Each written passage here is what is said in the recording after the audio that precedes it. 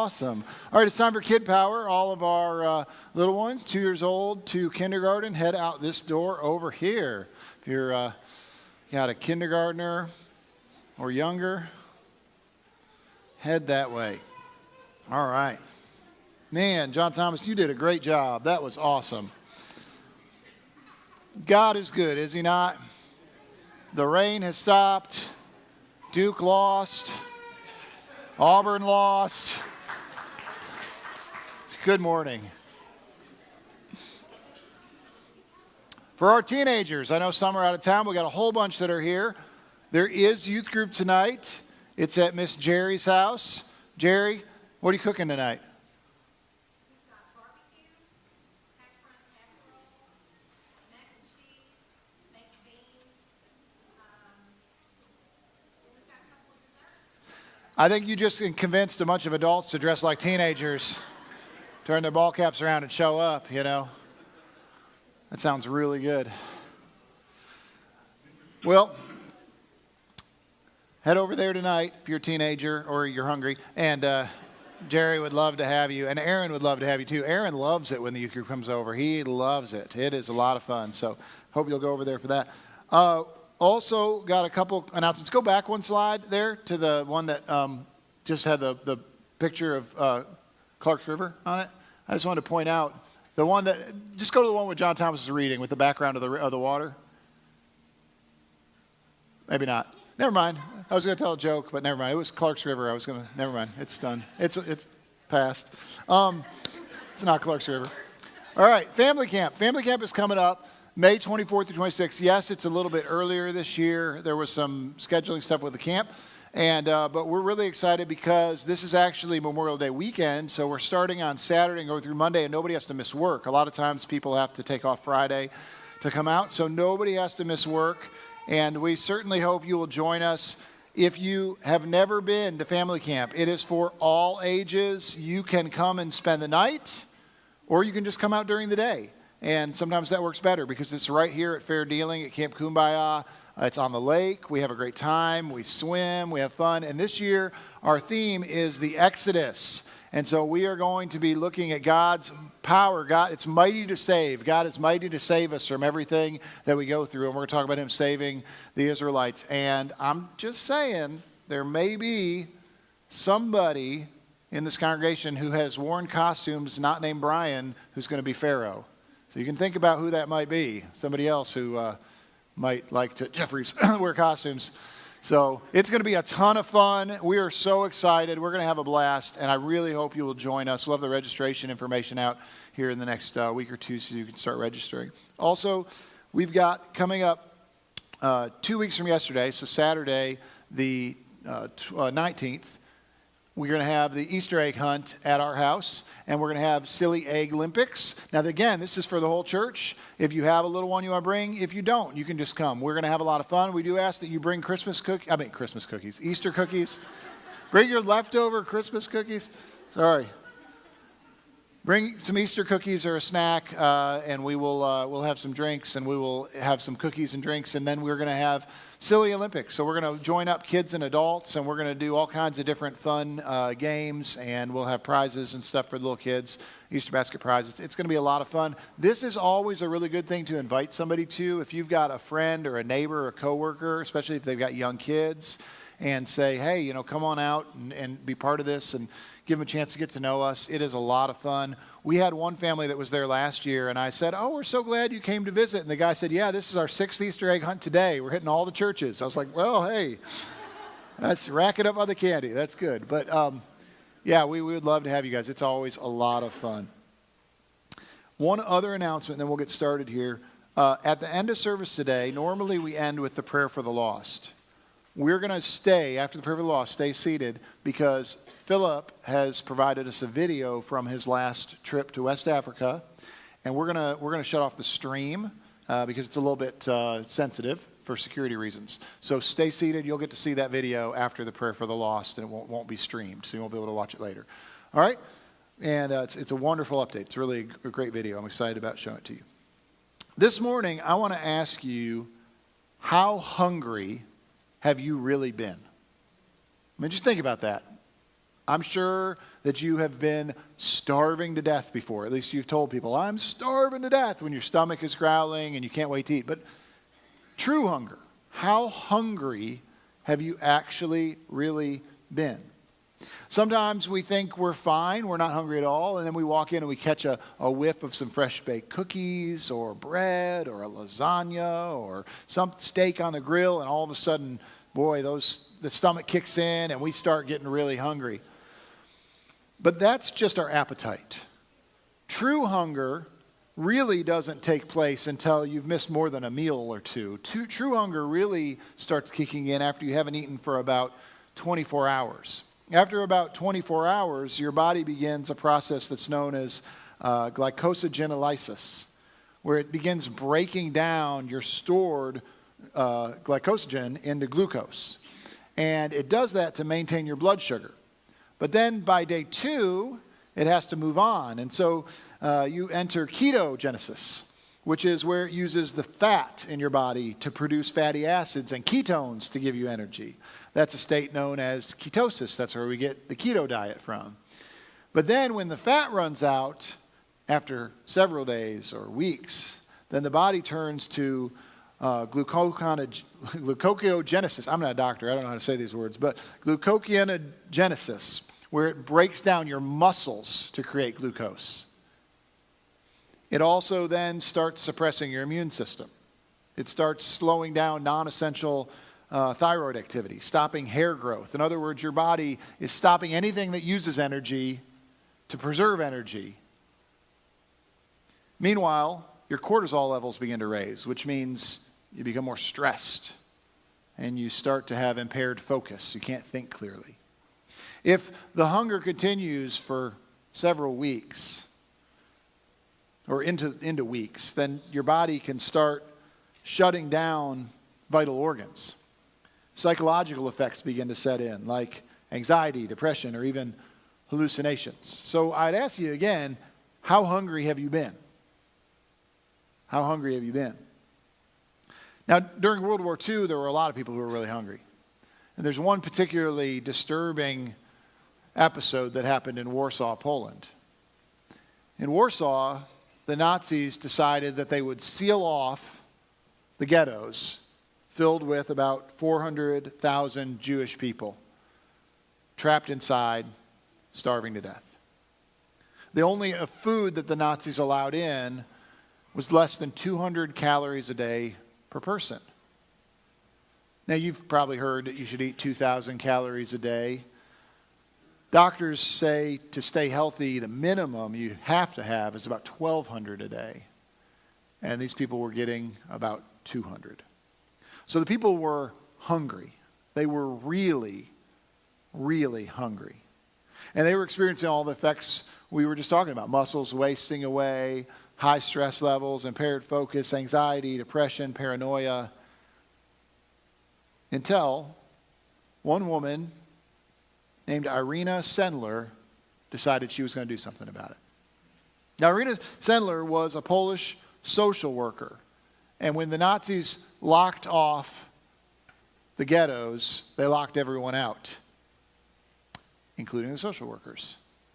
But they were letting one group of people in, nurses, because there had been rumors that there was a typhoid outbreak inside of the ghetto. And if that typhoid outbreak spread into the ranks of the German soldiers on guard duty, it could spread through the whole army, and that would be really bad. So they allowed nurses to go in order to give vaccinations. So she disguised herself as a nurse, and she was able to con her way into getting a medical personnel permit for her to go into the ghettos each day to try to test for typhus before it spread to the German troops. Each day, when she entered the ghetto, she smuggled in hundreds of pounds of food and medicine. This was an offense punishable by death. And she eventually was caught. But for 2 years before she was caught, she smuggled in food every day and smuggled out children every day. In 2 years, Irina Sendler smuggled out 2,500 Jewish children in suitcases, toolboxes, sometimes even coffins. She was imprisoned, beaten, and sentenced to be executed by firing squad.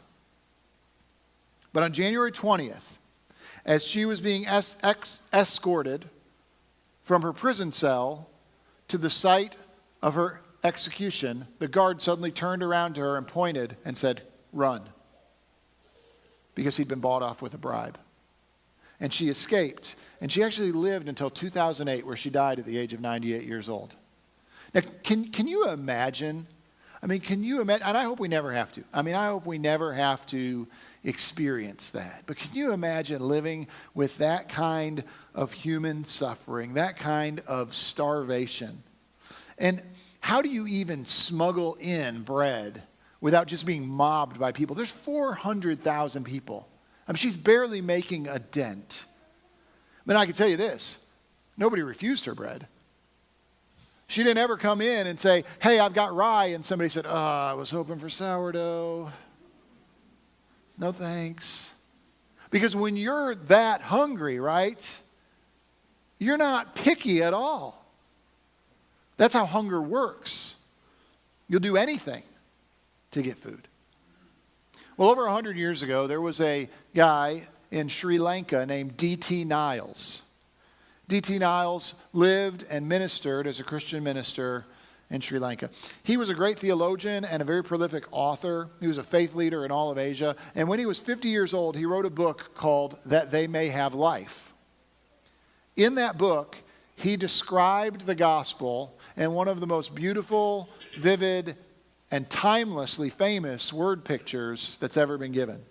He was pushing back against the self-righteousness that some Christians expressed, a superiority that now that they were saved, they felt they were superior to the unsaved.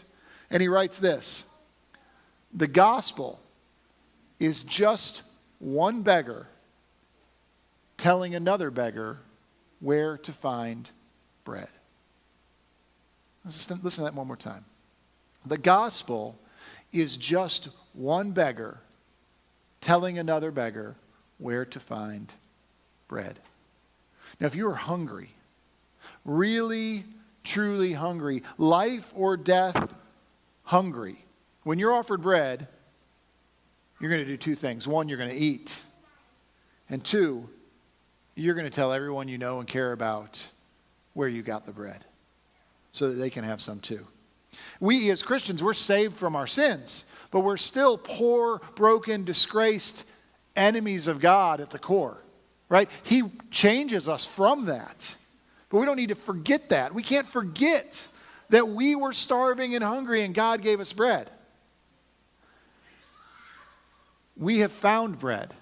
It's been given to us. Our hunger has been satisfied. And if we truly understand that, and we truly understand where we came from, and that we got this bread by no merit of our own, then the response should be that we should be running through the streets shouting, "I know where the bread is." So for the next 3 weeks, we're going to be talking about bread. We're going to be talking about this idea that the gospel is just one beggar telling another where the bread is. And that we know where the bread is. We know the source of life. And we're going to do that all the way up until Easter, which is Resurrection Sunday. And on Easter, we're going to have a very special service. We're not going to have Bible class. We're not going to have the breakfast in the back like we've done in past years. In fact, we're going to set this entire room up with banquet-style tables. We've done the math. There's enough room for all of us and visitors. In fact, next week after service, we're going to ask for some help setting it up for a few minutes. At each table, there's going to be communion set up and also breakfast. There's going to be muffins. There's going to be cinnamon cakes. There's going to be all kinds of things.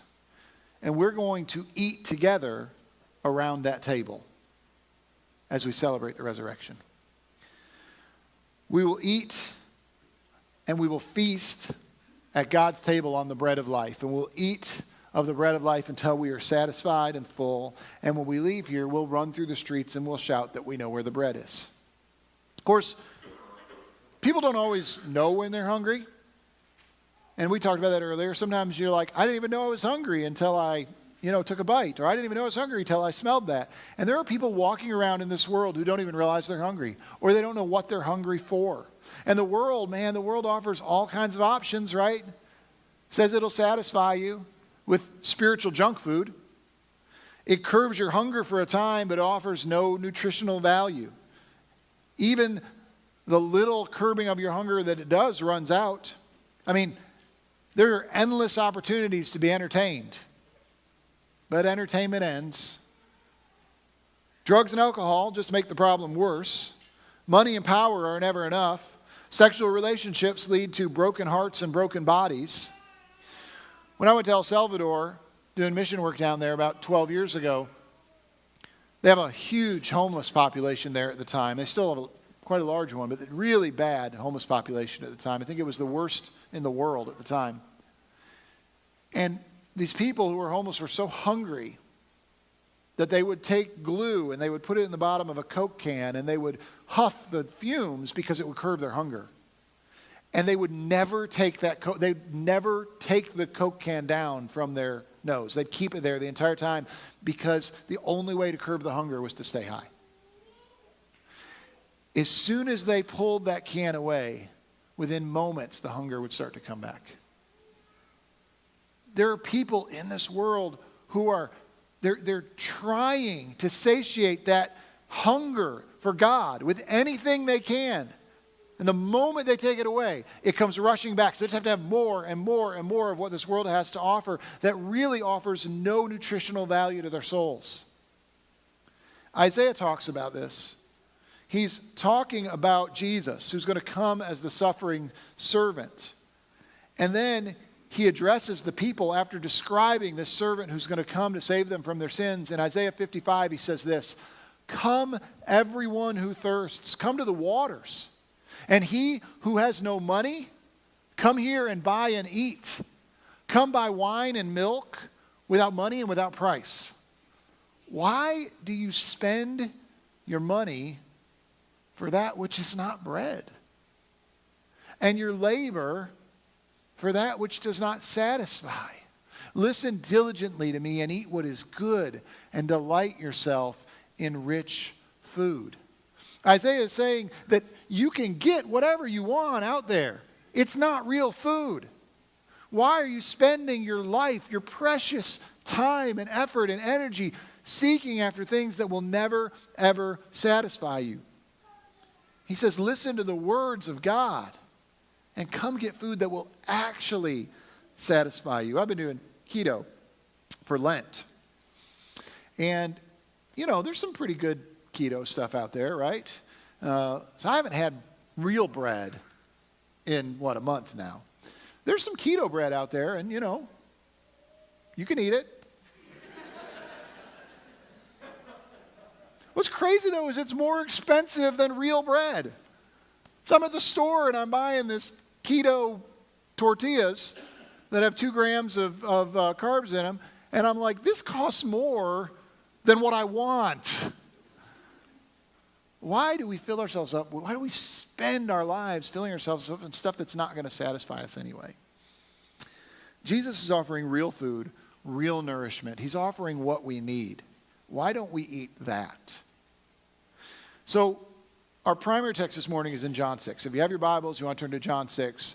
We're going to be here. We're going to be back here in this text on Easter Sunday. This is the feeding of the 5,000. I'm sure you're familiar with the story. If you're not, it's a beautiful story of an incredible miracle. So John 6, Jesus is preaching before a crowd of thousands of people who are hungry. They've been there all day listening to him preach, right? There's nowhere around for them to get any food. They don't want to go home because they don't want to miss anything. They want to hear more. And so Jesus says, "Where shall we buy bread for all these people?" He asked them only to test him because he already had in mind what he was going to do. Philip answers him, "It would take more than a half of a year's wage." However you make in a year, whatever you make in a year, cut that in half. He said that's how much it would cost to feed this crowd. It would take more than a half year's wage to buy enough bread for each one to have only a bite. Another one of his disciples, Andrew, Simon Peter's brother, spoke up. "Well, here's a boy with 5 small barley loaves and 2 small fish, but how far will that go amongst so many?" And Jesus said, "Have the people sit down." There was plenty of grass in that place, and they sat down. About 5,000 men were there. And Jesus took the loaves, he gave thanks, and he distributed to those who were seated as much as they wanted. And then he did the same with the fish. When they had all had enough to eat, he said to his disciples, "Gather the pieces that are left over, let nothing be wasted." So they gathered them and filled 12 baskets, one for each tribe of Israel, with the pieces of 5 barley loaves that were left over by those who had eaten. I'm really glad that the text tells us they gathered up the bread, because I'm sure nobody wanted 12 baskets of leftover fish lying around. Jesus feeds this crowd, and this is a real deal miracle. There are skeptics of the Bible who try and explain away Jesus' miracles, and I love reading what they say about this. They're like, there was a cave nearby, and for months, Jesus, who was a poor, homeless, traveling preacher, went into market with all this money he didn't have, and he bought bread, and he put it in the cave, and it didn't mold or go stale. And then he bought fish, and he put it in the cave, and it didn't rot, and no animals came in and got the smelly fish. And then the day of the miracle, he said, "Hey guys, look at that." And he ran to the cave, and he brought out some bread, and he went, "Look what I did." And he handed it out, and they said, "Look over there." And he ran back to the cave. And somebody did the math on this, and they said it would take something like 29 days to go back and forth and carry out that much food from the cave. Plus, he couldn't use baskets, because then they would know he got it from somewhere. And so this is a real deal miracle. There's no way to fake this. There are 5,000 men who witnessed it. And men are the only legal witnesses in this culture. But there may have been 10 or 15,000 people there. But there are 5,000 men who witnessed this miracle.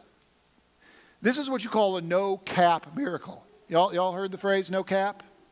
Y'all, no? All right. Well, no cap. If you're with the kids, you want to know about no cap. Here's where it comes from. So, no cap, to me, when I first heard it, I thought it meant like no ceiling. No, gosh, such an old fogey for thinking that. It actually refers to gold teeth. So if you've got a gold tooth that's a real gold tooth, that's the real deal. If you have a gold cap, it just looks like you have a gold tooth. You don't really have a gold tooth. So no cap means it's authentic. It's real. It's the real deal, like a gold tooth. So this is a no-cap miracle. This is an authentic, sincere, real deal miracle. Jesus just did something that blew everybody's minds. And not only did he feed everybody, he gave them as much as they wanted. This is a culture where you rarely ever ate till you were full. Just really think about that. These are very poor, these are subsistence poverty people, which means that each day their goal was to make sure that they had enough food for their family to survive till tomorrow. And they ate till they were full. And there were 12 baskets left. If anybody was still hungry, they could come get more.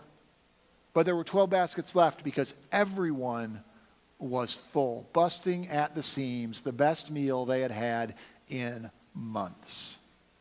This is the kind of miracle. That's why it's a no-cap miracle. It is a real deal miracle. This guy, Jesus, makes more than enough bread. If you want to think about it,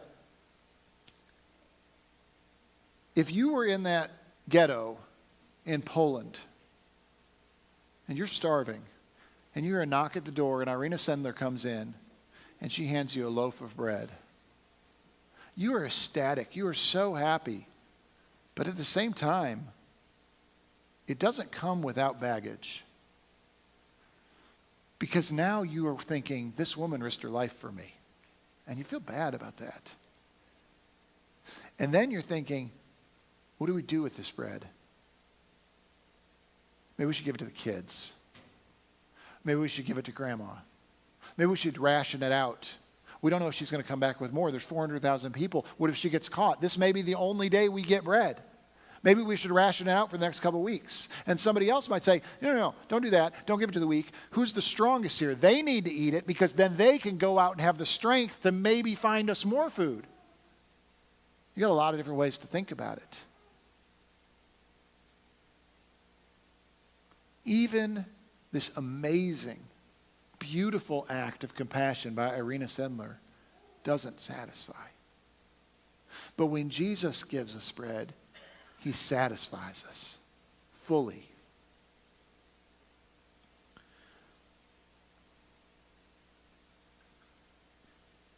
There's never scarcity with Jesus.